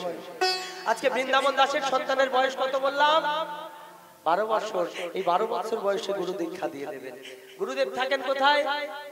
অনেকবার বলেছি, কাশীধামে। শুনতে হবে তো বাবা, তবে তো। কাশীধাম থেকে নিয়ে এসেছে গুরুদেবকে, নিয়ে এসে বলছে, গুরুদেব, এই হচ্ছে আমার সন্তান, আমার সন্তানের যে দীক্ষা আপনাকে দিতে হবে। বলে, হ্যাঁ রে বাবা, দীক্ষা দিই বললে দীক্ষা দেওয়া যায় না। যারা গুরু দীক্ষা নিয়েছেন ভালো করে জানেন বাবা, যে কোনো দিনে কিন্তু দীক্ষা দেওয়া হয় না। একটা ভালো দিন দেখে, ভালো তিথি নক্ষত্র দেখে তবে দীক্ষা দেওয়া হয়। বলে, শোন বাবা, আজকের দিনটা ভালো নয়, আগামী কালকের দিনটা ভালো। আমি কথা দিলাম, আগামী কাল তোর সন্তানের দীক্ষা দেব দেব দেব। বলে, গুরুদেব, আগামী কাল যখন আমার সন্তানের দীক্ষা দেবেন, তাহলে আজকে রাত্রিটা আপনি আমার বাড়িতে থাকছেন। তাহলে বলুন গুরুদেব, এই রাত্রিকালে আপনি কি সেবা নেবেন? গুরুদেব বলছে, শোন বাবা, বয়স হয়েছে, বেশি কিছু খেতে পারবো না, তবে এক কাজ করি, সামান্য দুটো ঘিয়ের তৈরি লুচি দিয়ে আমার সেবা দেবে। বেশি নয়, খেতে পারবো না, দুটো, সেটা যেন ঘিয়ের তৈরি হয়। বৃন্দাবন দাস বলছে, গুরুদেব, আর এমন কি, সামান্য দুটো ঘিয়ের তৈরি লুচি দিয়ে আপনার সেবা দিতে পারবো না? কথা দিলাম গুরুদেব, এই রাত্রিকালে আমার বাড়িতে দাঁড়িয়ে কথা দিলাম, ঘিয়ের তৈরি লুচি দিয়ে আপনার সেবা দেব দেব দেব। ওমা, কথা দিয়ে ফেলেছে। গুরুদেবকে কথা দিয়ে ফেলেছে, এদিকে বাড়িতে ঘিয়ের ছিটে ফোটা নাই। যেই না মনে পড়ে গেছে, চিৎকার করে মায়াবতীকে ডেকে বলছে, ও গিন্নি এদিকে শোনো শোনো শোনো। বলে কি হলো? বলে দূর, এদিকে সর্বনাশ হয়ে গেছে। বলে কেন? বলে আমি দেখো গুরুদেবকে কথা দিয়ে ফেলেছি যে ঘিয়ের তৈরি লুচি দিয়ে গুরুদেবের সেবা দেব, বাড়িতে তো ঘি নাই। বলে তাহলে তুমি এমন কথা দিতে গেলে কেন? যে কথা তুমি দিয়ে রাখতে পারবে না সে কথা তুমি দিতে গেলে কেন? ছোট্ট গোপাল আঙিনার মাঝে খেলা করছে, বাবা মার কথা কান পেতে শুনেছে। আস্তে আস্তে গুটি গুটি পায়ে বাবার কাছে আগিয়ে এসে পিছন থেকে বাবার কোমরটাকে জড়িয়ে ধরে বদন পানে তাকিয়ে বলছে, বাবা আমাদের বাড়িতে তো ঘি নাই, তবে আমি দেখেছি বাবা, আমি যাদের বাড়িতে খেলা করতে যাই না তাদের বাড়িটা মাটির পাঁচিল দিয়ে ঘেরা, আর সেই পাঁচিলের ভিতরে ঢুকে ডান দিকে একটি রান্নার ঘর আছে, আর ওই রান্না ঘরের ভিতরে ঢুকে বাঁ দিকে একটি তাক আছে, আর ওই তাকের মধ্যে অনেক ঘিয়ের শিশি তোলা আছে। বাবা যাবো যাবো ছুটে গিয়ে এক শিশি ঘি চুরি করে আনবো। মা বলে, এই চুরি করবি? বৈষ্ণবের সন্তান হচ্ছে, লজ্জা করে না তোমার? আজ বৃন্দাবন দাস গোপালকে বলছে, গোপাল চুরি করলে নাকি নরকগামী হতে হয়, তবে 1000 বার নরকগামী হব, যেহেতু গুরুদেবকে কথা দিয়েছি ঘিয়ের তৈরি লুচি দিয়ে গুরুদেবের সেবা দেব, সেটা দেব দেব দেব, চুরি করে হলেও দেব। ও ভাই, ঘিয়ের সন্ধানটি তাহলে জানে কে? গোপাল না গোপালের বাবা? গোপাল জানে। তাহলে রাতের অন্ধকারে গোপাল কি করেছে? বাবার হাতটা ধরেছে, ধরে রাতের অন্ধকারে ছুটে চলেছে কোথায়? ওই গৃহে যেখানে ঘিটা আছে। গোপালের সঙ্গে করি বৃন্দাবন যাই, গোপালের সঙ্গে করি বৃন্দাবন যাবে, গোপালের সঙ্গে করি, গোপাল চলে যা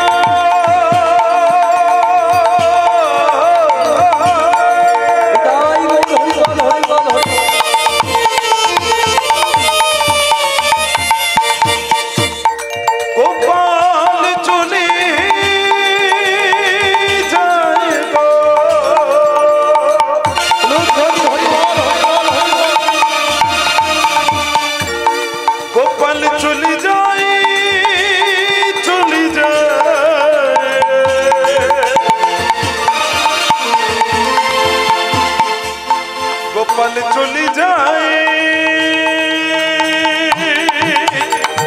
ছুটি চলে যায়, গোপাল চলে যায়,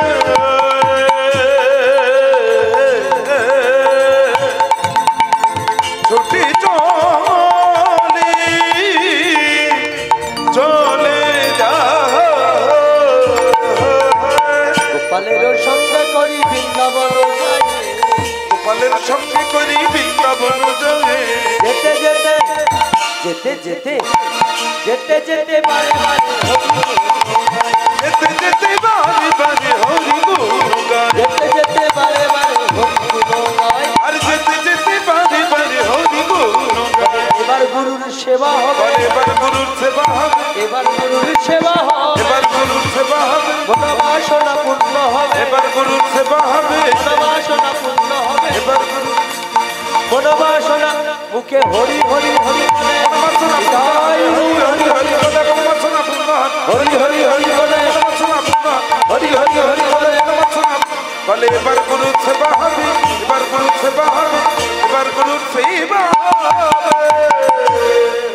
ওমা সেই জায়গায় এসে উপস্থিত হয়ে গেছে। এখন গোপাল বাবাকে দেখে বলছে, ও বাবা, বাবা বলে এই সেই বাড়ি, এই বাড়ির এখানটা রান্নার ঘর, কিন্তু বাবা ভালো করে তাকিয়ে দেখো দরজা জানালা তো সব বন্ধ, ভিতরে প্রবেশ করবো কেমন করে? আচ্ছা মাইলা, চুরি করতে গেলে কেউ খালি হাতে যায়? যায়, কারণ তার নিজেরও তো প্রাণ আছে, সেই প্রাণটা রক্ষা করার দায়িত্ব কিন্তু তারই, তাই যে কোনো অস্ত্র সে একটা নিয়ে যায়। তাই বৃন্দাবন দাস একটি অস্ত্র নিয়ে এসেছে।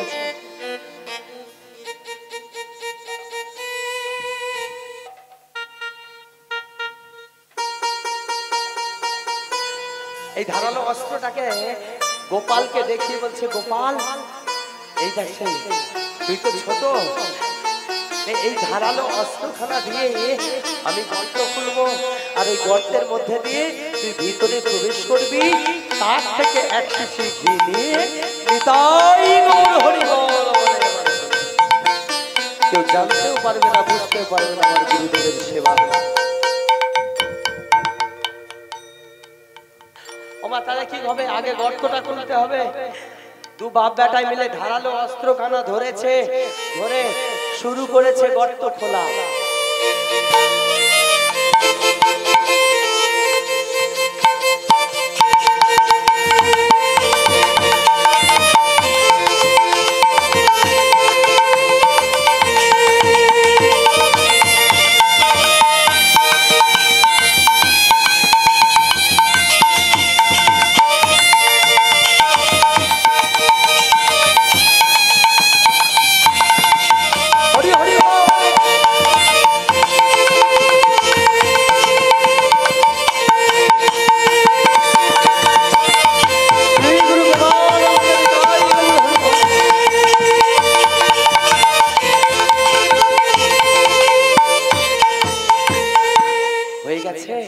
গোপাল বলছে, বাবা দাঁড়াও, আমি আগে নিচু হয়ে বসে মাথাটা ঢুকিয়ে দেখি ভিতরে প্রবেশ করতে পারবো। যেই না গোপাল নিচু হয়ে বসে মাথাটা সবে গর্তের মধ্যে ঢুকিয়েছে, বাবা পিছন থেকে গোপালকে ধরে যেই না ঠেলে দিয়েছে, গোপাল ভিতরে প্রবেশ করে। বেটা তো জানে রান্নাঘরটি কোথায়, সোজা চলে গেছে, গিয়ে তাক থেকে এক শিশি ঘি দিয়েছে আস্তে আস্তে। আচ্ছা মায়েরা, এই অন্ধকারের মধ্যে যদি তাক থেকে একটা শিশি টানেন তো আরো 10টা তো পড়বে, পড়বে না? সেগুলোর একটা শব্দ তো আছে। এখন ঘিয়ের শিশি একখানা নিয়েছে, নিয়ে এবারে গর্তের মধ্যে দিয়ে বেরোতে হবে তো, বেরোতে হবে তো, নয় ঘরে থাকবে। বাবা থাকলে ধরতে পারলে উপায় আছে।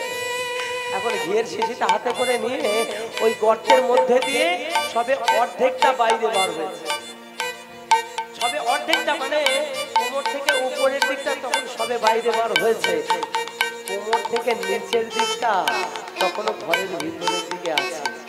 এখন দেখবেন কেউ যদি চুরি করে সফল হয় তার মনে কিন্তু প্রচুর আনন্দ। ঘিয়ের শিশিটা হাতে নিয়েছে, এখন মনে বড় আনন্দ। গোপাল চিৎকার করে ডেকে বলে, বাবা ও বাবা, এই দেখো ঘিয়ের শিশি পেয়ে গেছি। আবার বলি এখন চুরি করতে গিয়ে যদি বলি, ওগো আমি চোর, আমাকে ধরবে, এসো, ধরবে না। যেই না চিৎকার করেছে, বাড়ির লোকজনেরা সব সজাগ হয়ে গেছে। আর যেই না সজাগ হয়ে যাওয়া, ছুটতে ছুটতে নিচের দিক থেকে গোপালের পা দুটোকে ধরে বলছে,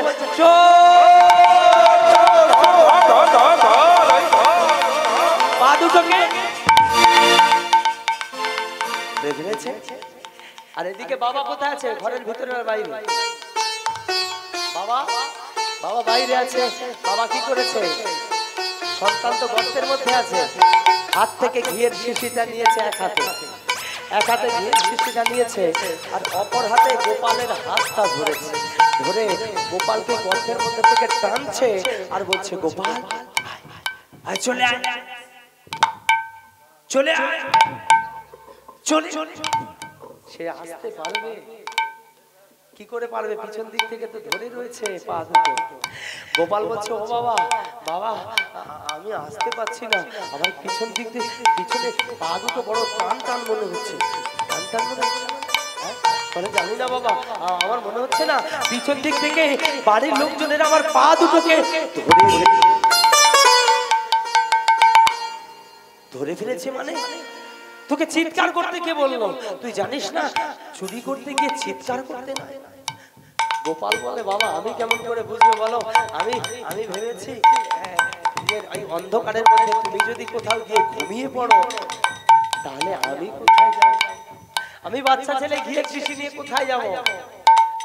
বলে, বাবা ধরে ফেলেছে বললে হবে না, যেমন করে হোক তোকে চলে আসতে হবে। আয় চলে আয়, হাতটা শক্ত করে ধর, শক্ত করে ধর, আয় চলে আয়, চলে আয়।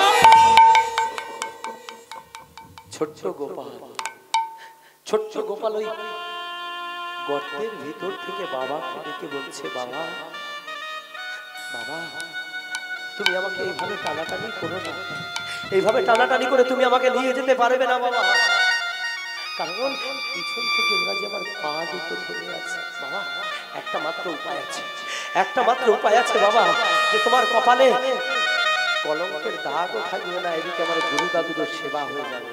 বলে উপায়টা হয়, বুঝতে পারছো? এই দেখো বাবা, এই হচ্ছে সেই উপায় যে ধারালো অস্ত্রখানা দিয়ে গর্ত খুলে তুমি আমাকে ভিতরে পাঠিয়েছিলে না বাবা।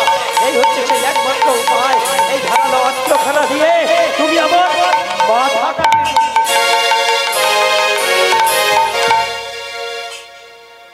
মাথাটা যদি কেটে নিয়ে চলে যায়, ধরটা পড়ে থাকে, তাহলে কি চিনতে পারবে যেটাকে? পারবে? তাই বলছে মাথাটা কেটে নিয়ে চলে যাও। যেই না বলেছে আজকে ছোট ছোট গোপালের বাবা বৃন্দাবন দাস অঝর নয়নে কাঁদছে, গোপাল একই কথা বলছিস তুই? ওরে বাবা তুই আমার 7টা নয় 5টা নয় একমাত্র নয়নের মনে বুকের মানে একমাত্র সম্বল, আমি কেমন করে পারবো পিতা হয়ে পুত্রের মস্তক ছেড়ে একটু? বাবা তোমার চোখে জল, তুমি কাঁদছো, কেন কাঁদছো বাবা? তোমার কি মনে নাই, তোমার কি মনে নাই কর্ণের কথা? বাবা কর্ণ, কর্ণ কি তার সন্তান বিষকেতুকে ব্রাহ্মণের সেবায় বলি দেয়নি বাবা? তাহলে কর্ণ যদি তার সন্তান বিষকেতুকে ব্রাহ্মণের সেবায় বলি দিতে পারে, তুমি কেন পারবে না তোমার সন্তানের মস্তক ছেদন করে গুরুদেবের সেবা দিতে? আর দেরি করো না বাবা, দেরি করো না, এরা আমাকে মারতে মারতে মেরে ফেলে দেবে, আমি মারাও যাব, তোমার কপালে নরক দুধ হোক হয়ে খেয়ে যাবে। আজ বৃন্দাবন দাস কি করবে ভেবে উঠতে পারছে না। একদিকে তার গুরুদেব, অপরদিকে তার সন্তান, এই গুরুদেব সন্তান আর দু নৌকায় পা বৃন্দাবন দাসে। হে ভগবান আজ তুমি আমায় কি বিপদে ফেলিলে, রাতে হলে গুরুদেবের রাতে হলে আমার সন্তানের প্রাণ, আমি কারে ছাড়ি আর কারে রাখি, আমায় তুমি বলে দাও দয়াময়, এই কি তোমার লীলা খেলা?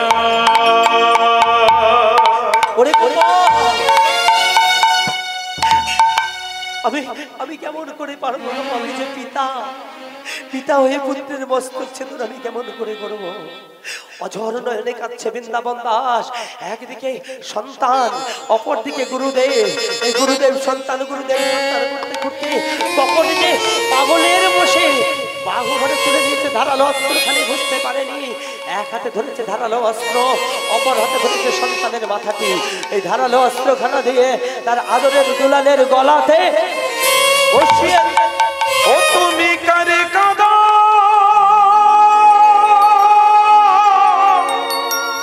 কারে হাসো গো,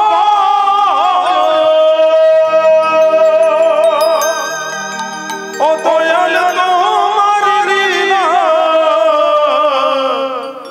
বোঝা দায়, ও দয়াল তোমার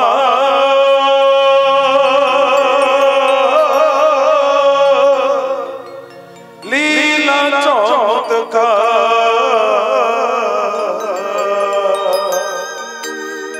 ও দয়াল তোমার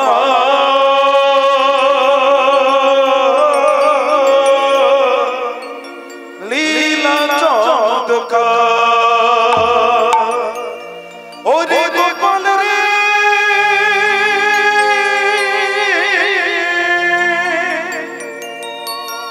ওরে আমার নয়নের ধীরে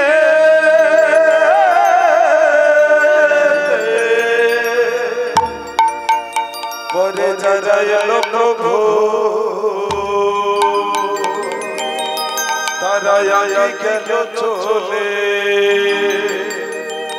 আবার আগে যারা এলো প্রভু তারা রইল বসে দয়াল ভবের মাঝে এই যে খানা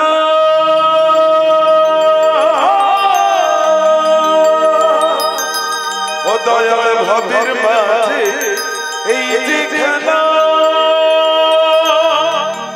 তোমার লীলা বলি হারি চারজনাতে কাঁধে করি বাঁশের দোলাই চড়ি আর যাবার বেলায় সবাই মুখে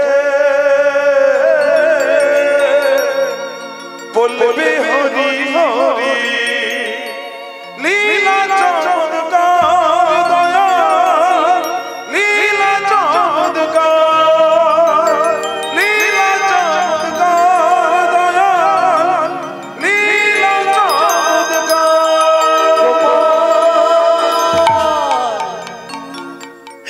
কি আমি করলাম বাবা, ওরে আমি কি করলাম? ক্ষমা করিস না, ক্ষমা করিস না। টাটকা কাটা মাথাটি বাহু ভরে তুলে নিয়েছে, মাথাটি তখনও থরথর করে কাঁপছে। টাটকা কাটা মাথাটি থেকে টস টস করে রক্ত পড়েছে নিচে। গোপাল, ক্ষমা করিস না, তোর এই হতভাগ্য পিতাকে তুই ক্ষমা করিস না, এই অপরাধী পিতাকে তুই ক্ষমা করিস না। গোপাল, তোর বড় কষ্ট হচ্ছে না রে, তোর বড় যন্ত্রণা হচ্ছে না রে? বল না, বল না বাবা, তোর কোথায় কষ্ট হচ্ছে, কোথায় যন্ত্রণা হচ্ছে? ওরে আমি আমার এই অপরাধীর হাত দিয়ে সেই জায়গাটা একটু অঝর হয়ে কাঁদছে।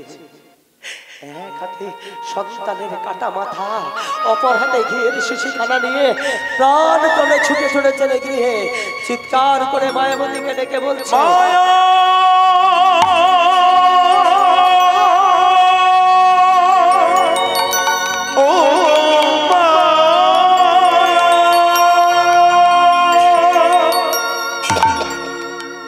সন্তানের মাথাটি নিজের আঙিনায় গর্ত খুলে পুঁতে দিলেন।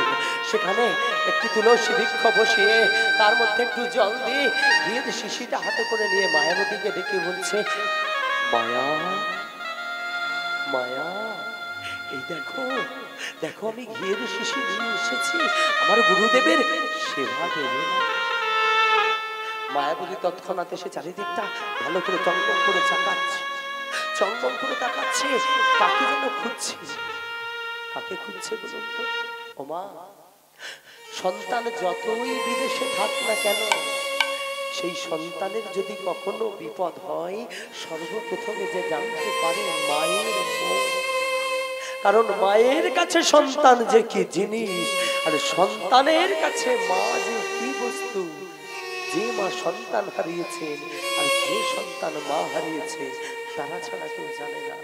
তাই চারিদিকে এসে ভালো করে তাকাচ্ছেন আর বলছেন, হ্যাঁ গো স্বামী, এই রাতের অন্ধকারে তুমি আমার গোপালকে সঙ্গে করে নিয়ে গেলে, তুমি একা ফিরে এলে, আমার গোপাল কোথায় গেল? অঝর নয়নে কাঁদছে। মায়া মায়া, তুমি আমার গোপালকে খুঁজছো না? মায়া মায়া, আমরা যাদের বাড়িতে ঘি চুরি করতে গিয়েছিলাম না, ওরা বড় ভালো মানুষ জানো। এই রাতের অন্ধকারে না আমার গোপালকে ওরা আমার সাথে আসতে দিল না। ওরা যে গোপালকে বড় ভালোবাসে, তাই বলেছে গোপাল কাল আসবে। তুমি কাঁদছো কেন? আনন্দে আনন্দে মায়া, আজ এতগুলো বৎসর পর আমি আমার গুরুদেবের সেবা দেব, সেটা কি কম আনন্দের কথা? তাই যাও, আর দেরি করো না, আমার গুরুদেবের সেবার ব্যবস্থা করো। তৎক্ষণাৎ বৃন্দাবন দাস মায়াবতীকে বলাতে মায়াবতী সঙ্গে সঙ্গে গুরুদেবের জন্য সেবার ব্যবস্থা করলেন। গুরুদেব সেই সেবার আসনে বসে এক খণ্ড লুচি বন্দনা করে যেই না মুখের মধ্যে দিতে যাবে, বৃন্দাবন দাসকে ডেকে বলছে, হ্যাঁ বৃন্দাবন, ওইভাবে দূরে দাঁড়িয়ে আছিস কেন বাবা? আয় কাছে আয়। আরে বৃন্দাবন, আজ আমার মনে একটা বাসনা জেগেছে, সেই বাসনাটা পূর্ণ করে দিবি বাবা। গুরুদেব, এখনো বাসনা আছে আপনার একটি মনের বাসনা পূর্ণ করতে গিয়ে আজ আমি নিঃস্ব হয়ে এখনো বলুন গুরুদেব, আপনাকে কথা দিলাম আজ আমার বাড়িতে আপনার সম্মুখে দাঁড়িয়ে আমি কথা দিলাম আপনার প্রত্যেকটা মনের বাসনা আমি পূর্ণ করে দেব। বলুন বৃন্দাবন, আমার দাদু ভাইকে একটিবার ডাকবি। আমার যা বয়স হয়েছে আর হয়তো কোনোদিন তোর বাড়িতে আসতে পারবো না। ওরে আমার দাদু ভাইকে একটিবার ডাকবি। আজ আমার বাসনা হচ্ছে আমার দাদু ভাইকে আমার কোলে বসিয়ে দু দাদু ভাই মিলে একসাথে ছিল। অঝর নয়নে কাঁদছে বৃন্দাবন দাস। গুরুদেব, আপনি কাকে ডাকতে বলছেন? আমার গোপালকে। আমার গোপাল যে আর আসবে না গুরুদেব, কারণ অনেক রাত্রি হয়েছে না, আমার গোপাল যে ঘুমাচ্ছে। আরে তুই কাঁদছিস কেন? আমি গোপালকে আনতে বলেছি, তুই কাঁদছিস কেন? এই আমার চোখের দিকে তাকিয়ে বল, মুখের দিকে তাকিয়ে সত্যি করে বল, আমার দাদু ভাইকে তুই কোথায় রেখেছিস? ওরে আমার দাদু ভাইকে যদি এই সেবার আসনে না নিয়ে এসে বসাস, আমি কথা দিলাম তোর বাড়িতে আমি জলগ্রহণ করব। আমার গুরু গুরু গুরুদেব,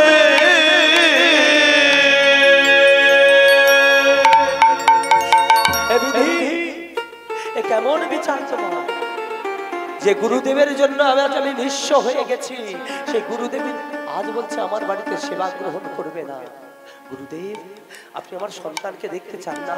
আসুন আসুন, আপনি আমার সঙ্গে গুরুদেবকে সঙ্গে করে নিয়ে এসেছেন। বলছে গুরুদেব, আজ এতগুলো বছর আপনি আমাকে দীক্ষা দিয়েছেন, আজ পর্যন্ত গুরু দক্ষিণা দেওয়া হয়নি, আজ একটা মহামূল্যবান দক্ষিণা।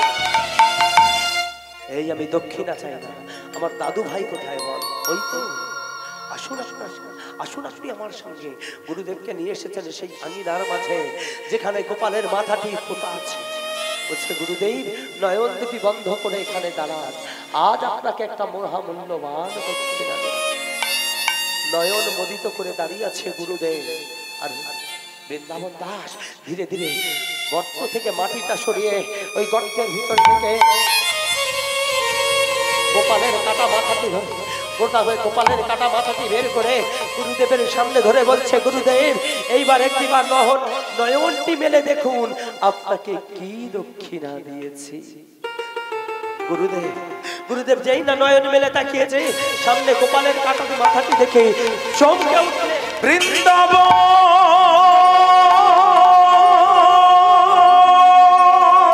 একই করে কষ্ট বৃন্দাবন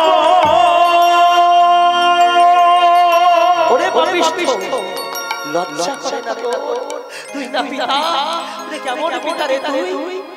নিজের হাতে সন্তানকে হত্যা করার আগে তোর হাত থেকে একটিবার থরথর করে কেঁপে উঠল। বল কেন করেছিস সেটা? গুরুদেব, আপনি শান্ত হন। কেমন করে শান্ত হতে বলছি সবাই? গুরুদেব, আপনি ঘিয়ের তৈরি লুচি খেতে চেয়েছিলেন। রাত্রিকালে আপনাকে কথা দিয়েছিলাম ঘিয়ের তৈরি লুচি দিয়ে আপনার সেবা দেব। বাড়িতে ঘি ছিল না, তাই আমি আমার সন্তান ঘি চুরি করতে গিয়েছিলাম। তাই চুরি করে ফেরার সময় ওরা আমার সন্তানকে ধরে ফেলল। তাই গুরুদেব, আপনার সেবার লাগি আমি আমার সন্তানের মস্তক ছেদন করে নিয়ে চলেছি। আরে বৃন্দাবন, তুই আমার এত বড় শিষ্য যে সামান্য দুটো ঘিয়ের তৈরি লুচি খেতে চেয়েছিলাম বলে তুই নিজের সন্তানের মস্তক ছেদন করে আমার সেবা দিবি বাবা? তুই যদি আমার এত বড় শিষ্য হস, তাহলে আমি তোর কত বড় গুরু এটা জগৎ মাঝে প্রমাণ করে দেবো। ফিরিয়ে নিয়ে গোপালের দেহটাকে আমি কথা দিলাম, রাধা গোবিন্দের ইচ্ছায় তোর গোপালের দেহে প্রাণ আমি ফিরিয়ে দেব।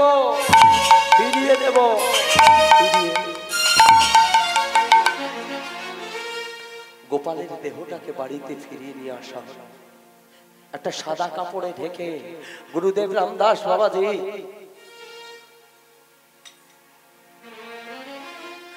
গোপালের দেহটাকে করমণ্ডলে তুলে দিলেন।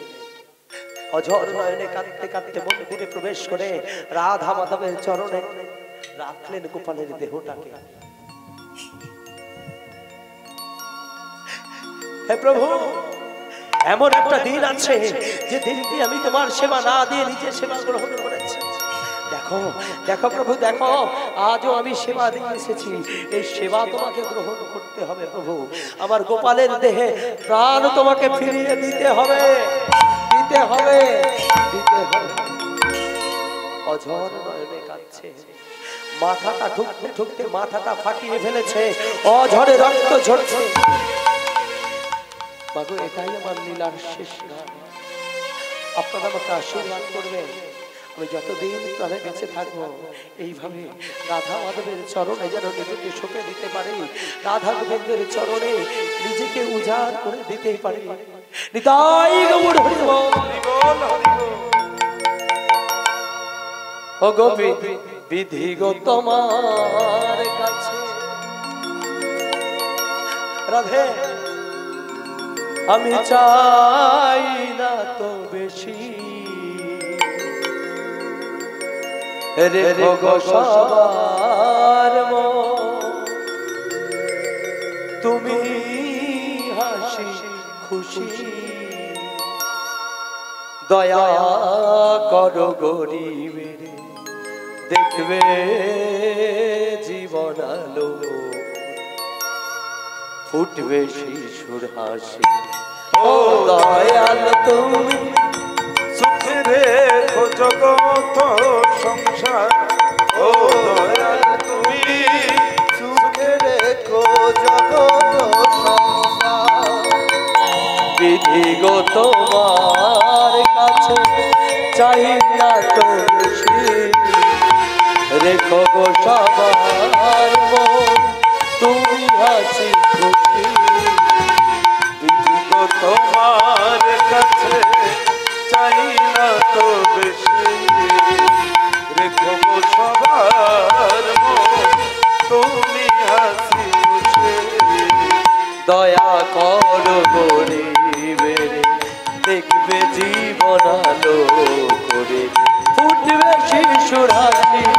ও দয়াল তুমি তাই গৌর হরি বল। রেখো জগৎ সংসার, ও দয়াল তুমি রেখো জগৎ সংসার। তাই গৌর হরি বল, হরি বল।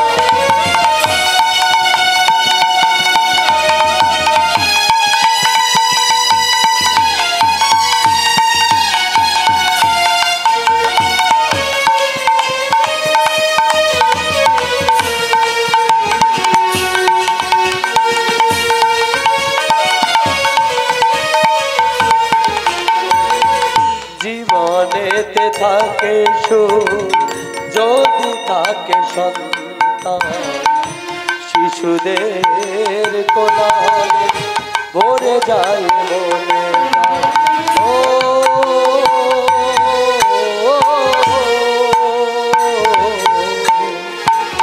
জীবনে থাকে যদি থাকে সন্তান, শিশুদের কোলাহলে ভরে যায় মন প্রাণ। ও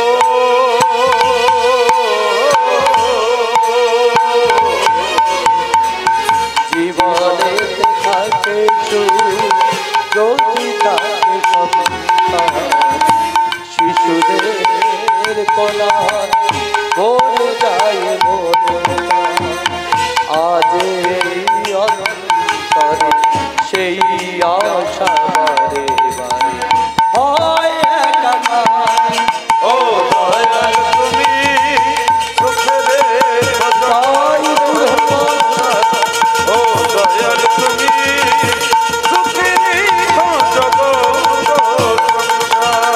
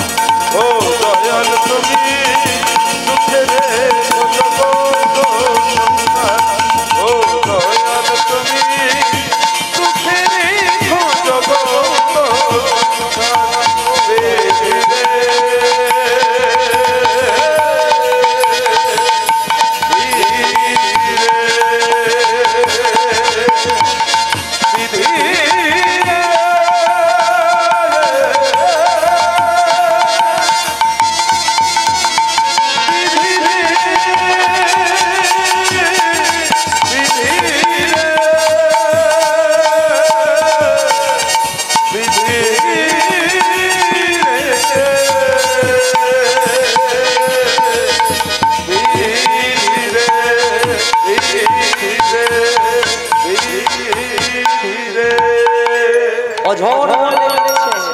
গুরুদেব রামদাস বাবাজি রাধা মাধবের চরণে মাথাটা ঠুকতে ঠুকতে মাথাটাকে ফাটিয়ে ফেলেছে, অঝরে রক্ত ঝরছে। তথাস্থানে রাধা মাধব এলেন। গোপালের দেহে নিজ হাত স্পর্শ করানো মাত্র গোপাল তার দেহে প্রাণ ফিরে পেল। ছুটতে ছুটতে চলেছে গোপাল, ছুটতে ছুটতে চলেছে।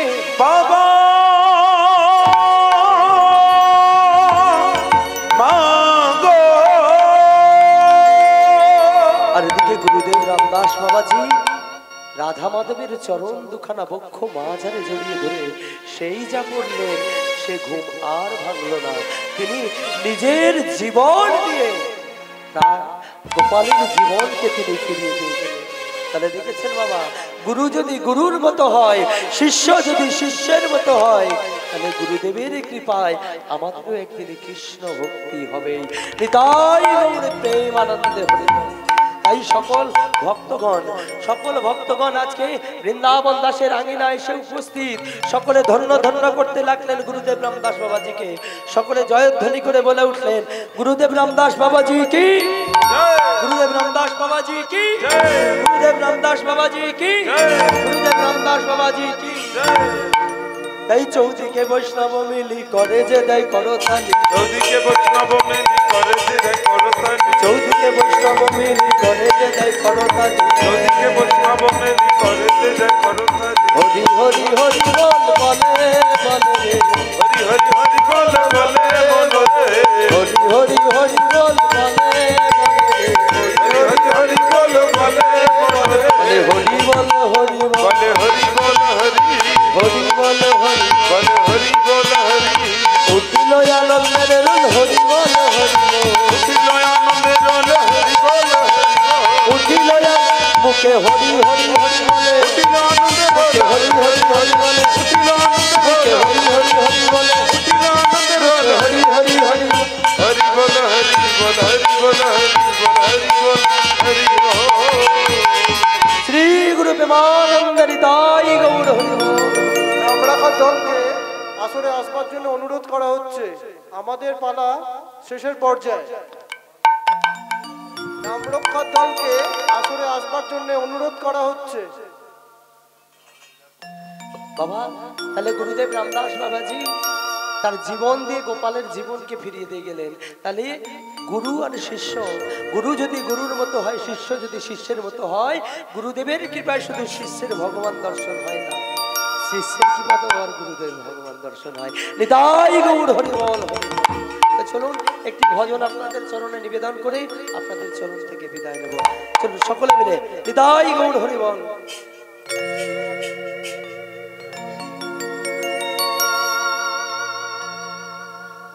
রাধে রাধে রাধে।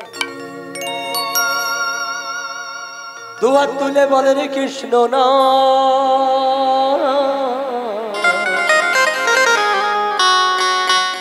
পূর্বের তোর সকল নমস্কার, আজ প্রেমানন্দে বাহু তুলে নাচরে মন কৃষ্ণ বলে। হরি হরি হরি হরি